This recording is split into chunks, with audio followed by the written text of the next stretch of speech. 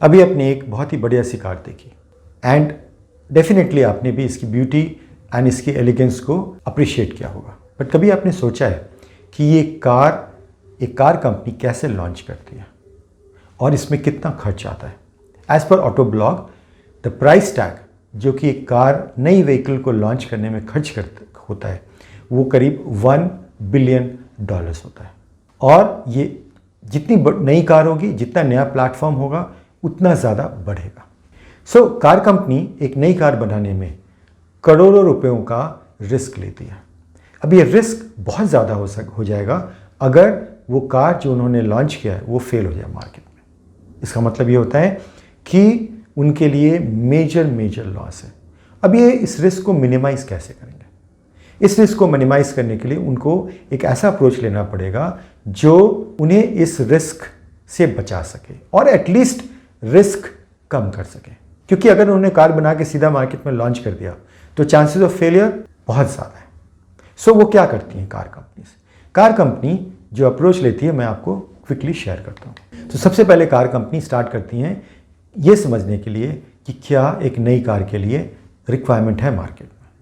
अगर उन्हें लगता है कि ऐसा है तो वो एक मार्केट रिसर्च स्टार्ट करते हैं प्रोसेस। सबसे पहले मार्केट रिसर्च होता है जो कि ये समझता है कि मार्केट में डिमांड है क्या, मार्केट में ट्रेंड क्या है, क्या कॉम्पिटिटर्स ऐसी कार बनाने वाले हैं या बना रहे हैं।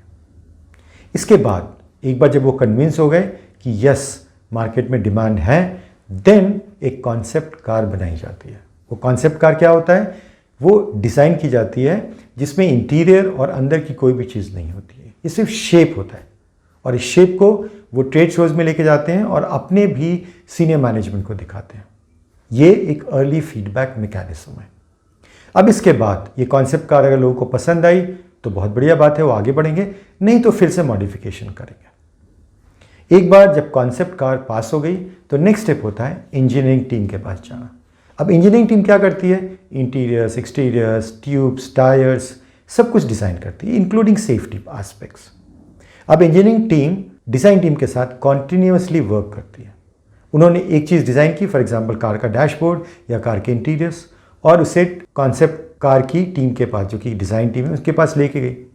अब ये जो फीडबैक का मैकेनिज्म है विद दी डिज़ाइन टीम वो कॉन्टिन्यूसली चलता है टिल द टाइम वो एक improved concept car with some interiors complete ना कर ले। इसके बाद फिर से वो अगर ज़रूरत पड़ी तो ट्रेड शोज़ में लेके जा सकते हैं या अपने मैनेजमेंट को दिखा सकते हैं।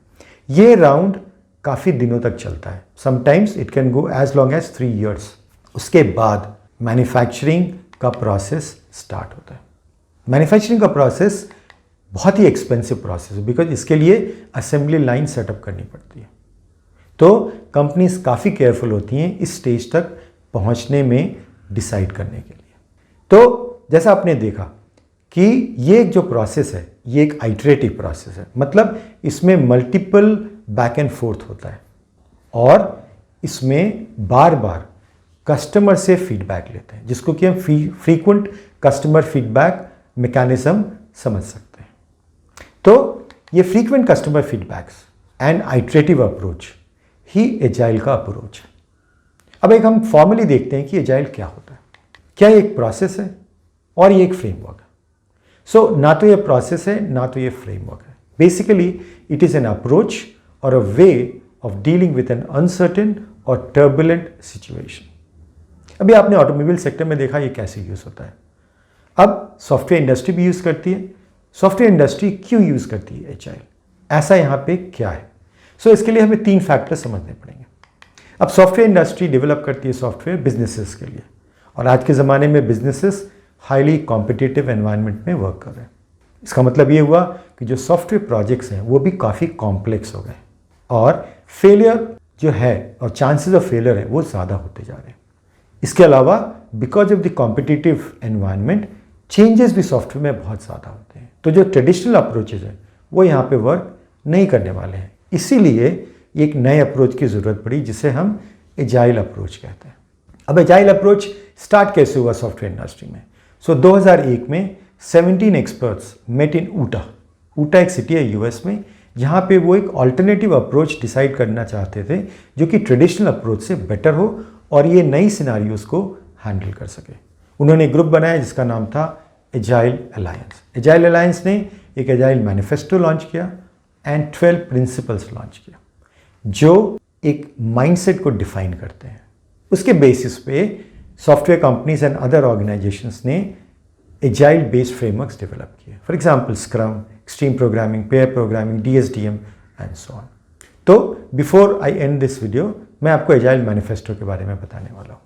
एजाइल मैनिफेस्टो स्टार्ट होता है इस सेंटेंस से, we are uncovering better ways of developing software by doing it and helping others do it.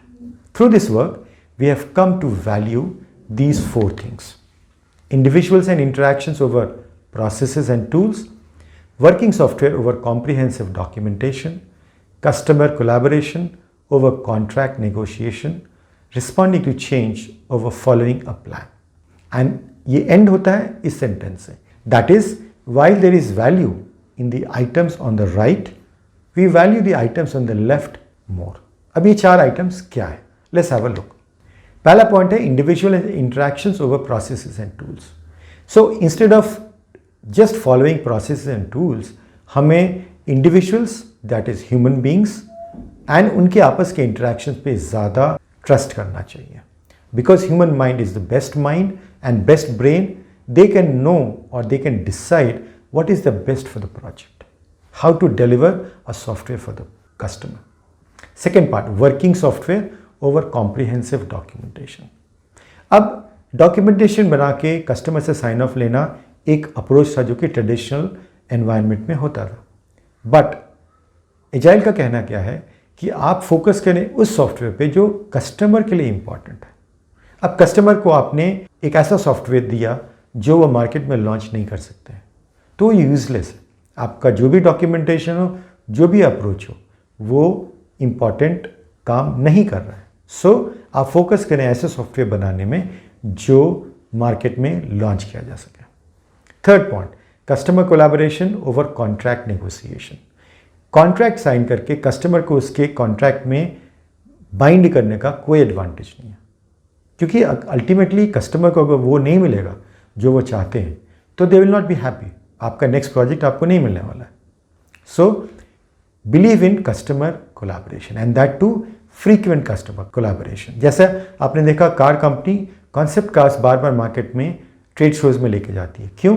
Because वो कस्टमर का फीडबैक लेना चाहते हैं। अगर कस्टमर को कोई चीज़ पसंद आ रही है तो उसके सक्सेसफुल होने के चांसेस बढ़ने वाले हैं। Last point, responding to change over following a plan. Plan बनाना अच्छी बात है, बिना प्लान के आप कुछ भी नहीं कर सकते हैं, बट बी फ्लेक्सिबल। अगर कस्टमर ने एक चेंज आपको दिया है तो आप उस चेंज को एक्सेप्ट करें, बिकॉज कस्टमर वो चेंज फैंसी रीजंस के चलते नहीं दे रहा है, सिर्फ उसकी रिक्वायरमेंट है। तो एक आप अप्रोच बनाएं ताकि चेंजेस को मैनेज किया जा सके। तो इसलिए एजाइल के अप्रोच में जो प्रोजेक्ट्स का डिलीवरी होता है वो बहुत ही स्मॉल पीसेस में होता है, so that change easily accommodate हो सके। नेक्स्ट वीडियो में मैं स्क्रम के बारे में बात कर रहा हूँ, जहाँ पे मैं ये बताऊँगा कि ये कैसे इम्प्लीमेंट होता है। आई होप आपको ये वीडियो पसंद आया होगा। Please like this video, click on the bell icon and subscribe to my channel. धन्यवाद।